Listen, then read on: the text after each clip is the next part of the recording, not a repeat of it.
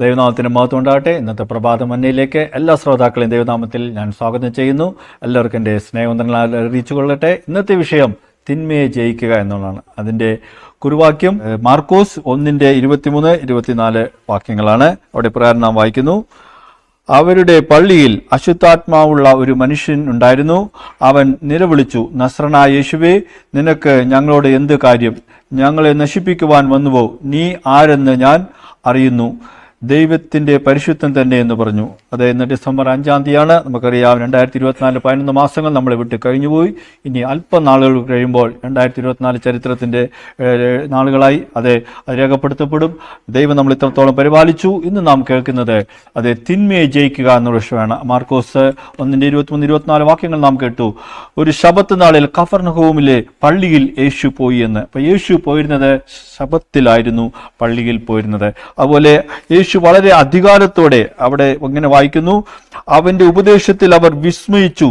അവൻ ശാസ്ത്രിമാരെ പോലെയല്ല, അധികാരമുള്ളവനാറ്റത്രേ അവര് ഉപദേശിച്ചത് എന്ന് നാം കാണുന്നു. അപ്പോൾ യേശു ദൈവപുത്രനാണ്. അവന്റെ ഭൂമിയിൽ വലിയൊരു ഉദ്ദേശത്തോടു കൂടിയാണ് വന്നത്. പാപികളെ രക്ഷിക്കുവാനും രോഗികളെ സൗഖ്യമാക്കുവാനും സാത്താന്റെ പ്രവൃത്തികളെ നശിപ്പിക്കുവാനും. നമുക്കറിയാം ഇവിടെ ഈ ബാലൻ അശുദ്ധാത്മാവ് ബാധിച്ച് നിലവിളിക്കുകയാണ്. അപ്പോൾ യേശുവിനെ കണ്ടപ്പോൾ പറയുകയാണ്, നസ്രനായ യേശുവേ, നിനക്ക് ഞങ്ങളോട് എന്ത് കാര്യം? ഞങ്ങളെ നശിപ്പിക്കുവാൻ വന്നുവോ? നീ ആരെന്ന് ഞാൻ അറിയുന്നു, ദൈവത്തിൻ്റെ പരിശുദ്ധൻ തന്നെയെന്ന്. സാത്താൻ തിരിച്ചറിഞ്ഞു യേശു ആരാണെന്ന്. അതെ, യേശു ആമേൻ അവിടെ അപ്പോൾ അധികാരത്തോടെ പറയുകയാണ്. യേശു അതിനെ ശാസിച്ചിട്ട് മിണ്ടരുത്, അവനെ വിട്ടു പോകുക എന്ന് പറഞ്ഞു. അവിടെ യേശു അവനെ എൻ്റർടൈൻ ചെയ്യുകയോ അവനോട് വേറെ ക്വസ്റ്റ്യൻസ് ചോദിക്കുകയോ ചെയ്യുന്നില്ല. അവനോട് പറയുകയാണ് മിണ്ടരുത്. അപ്പോൾ നമ്മുടെ ജീവിതത്തിൽ പലപ്പോഴും സാത്താൻ നമ്മുടെ മുമ്പിൽ പല രീതിയിൽ പ്രയാസങ്ങൾ പ്രതികൂലങ്ങൾ കൊണ്ടുവരാം. എന്നാൽ അവനോട് നമ്മൾ അധികാരത്തോടെ യേശു ചെയ്തതുപോലെ കൽപ്പിക്കുക എത്ര വേണ്ടത്. അവൻ സാത്താനോട് എതിർത്ത് നിൽക്കുക. അപ്പോൾ അവൻ നിങ്ങളെ വിട്ട് ഓടിപ്പോകുമെന്നാണ് കർത്താവിൻ്റെ വചനത്തിൽ നാം കാണുന്നത്. പക്ഷേ അതിന് നമുക്ക് ദൈവത്തിൻ്റെ ശക്തി വേണം. എങ്ങനെയാണ് നാം നമ്മുടെ ശക്തിയെ വർദ്ധിപ്പിക്കുക? നാം ദൈവസന്നിധിയിൽ പശ്ചാത്താപത്തിലൂടെയും ഉപവാസത്തിലൂടെയും പ്രാർത്ഥനയിലൂടെയും ദൈവവചന ധ്യാനത്തിലൂടെയും ആരാധനയിലൂടെയും നാം ശക്തി പ്രാപിച്ച് എങ്കിൽ മാത്രമേ നാം സാത്താനെ എതിർത്ത് നിൽക്കുവാൻ കഴിയത്തുള്ളൂ. അതിനായി കർത്താവിന്റെ വചനത്തിൽ നാം കാണുന്നു, അതെ, സർവായുധ വർഗം നാം ധരിക്കണമെന്ന്. അതെ, നമ്മുടെ സ്വന്തം ബലത്താൽ നമുക്ക് സാത്താനെ എതിർക്കുവാൻ കഴിയത്തില്ല.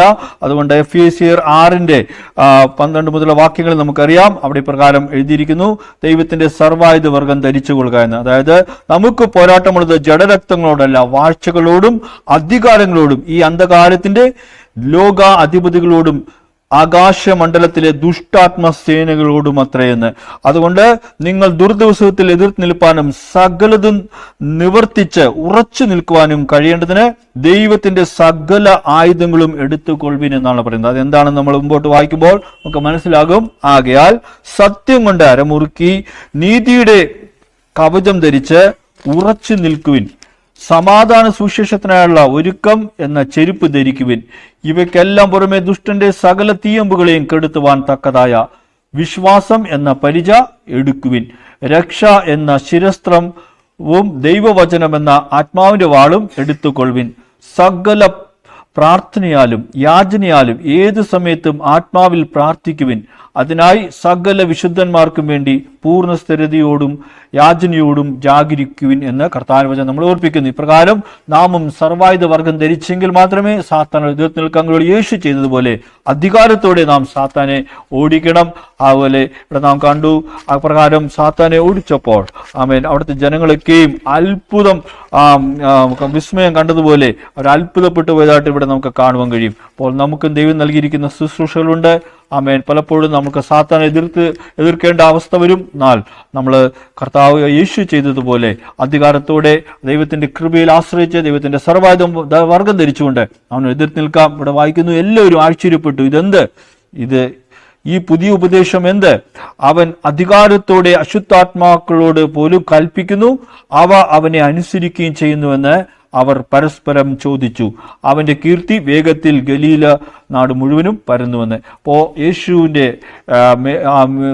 യേശുവിൻ്റെ അഭിഷേകത്തോടെ നമുക്കറിയാം 40 ദിവസം ഉപവസിച്ചതിന് ശേഷമാണ് അതിൻ്റെ ശുശ്രൂഷ ആരംഭിക്കുന്നത്. അപ്പോൾ അതുപോലെ നാം ഉപവാസത്താലും പ്രാർത്ഥനയാലും ശക്തി പ്രാപിച്ച് നാം സാത്താനോട് എതിർക്കുമ്പോൾ, സാത്താനെ ഓടിക്കുമ്പോൾ അവൻ നമ്മളെ വിട്ട് പോകും. അവ മറ്റുള്ളവർ അത്ഭുതപ്പെടത്തക്ക രീതിയിൽ യേശുവിൻ്റെ ശുശ്രൂഷ മാറിയതുപോലെ ദൈവം ഈ നാളുകളിൽ നമ്മളെ അപ്രകാരം കൃപകളാൽ നിറക്കട്ടെ. നാം സർവ്വാധ വർഗം ധരിച്ച് പ്രാർത്ഥനയുടെ ശക്തിയാൽ ഉപവാസത്താൽ നമുക്കെതിരെ വരുന്ന സാത്താന്റെ ശക്തികളെ എതിർത്ത് നിൽക്കുവാൻ ദൈവം നമ്മളെ സഹായിക്കട്ടെ.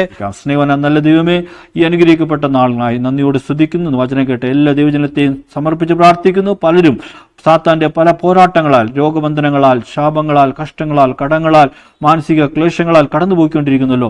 കർത്താവിന്റെ വചനത്തിൽ ഞങ്ങൾ വായിച്ചല്ലോ, യേശു അധികാരത്തോടെ സാത്താനോട് വീണ്ടരുത്, അവന് വിട്ടു പോകുക എന്ന് പറഞ്ഞപ്പോൾ വിട്ടുപോയതുപോലെ ഞങ്ങൾക്ക് അപ്രകാരം സർവാധിവർഗം ധരിച്ച് പുരുഷ അഭിഷേകം പ്രാപിച്ചുകൊണ്ട് കർത്താവെ സാത്താനോട് എതിർത്ത് നിൽപ്പാൻ, എല്ലാ പൈശാചിക പോരാട്ടങ്ങളെയും നേരിടുവാൻ ഞങ്ങൾക്ക് കൃപ തരണമേ എന്ന് പ്രാർത്ഥിക്കുന്നു. വചനം കേട്ട് എല്ലാവരും അനുഗ്രഹിക്കണമേ. ഓരോ വ്യക്തി ജീവിതങ്ങളെയും രോഗങ്ങളെ, പ്രയാസങ്ങൾ മാറ്റി അത്ഭുത സൗഖ്യം വിടുതലും കൊടുത്ത് അങ്ങയുടെ സാക്ഷിയായി നിർത്തണം. പ്രാർത്ഥന കേട്ടതിനായ സ്തോത്രം യേശുവിന്റെ നാമത്തിൽ തന്നെ ആമേൻ. ദൈവം ഈ വചനങ്ങളാൽ നിങ്ങൾ അനുഗ്രഹിക്കട്ടെ. May the God bless you.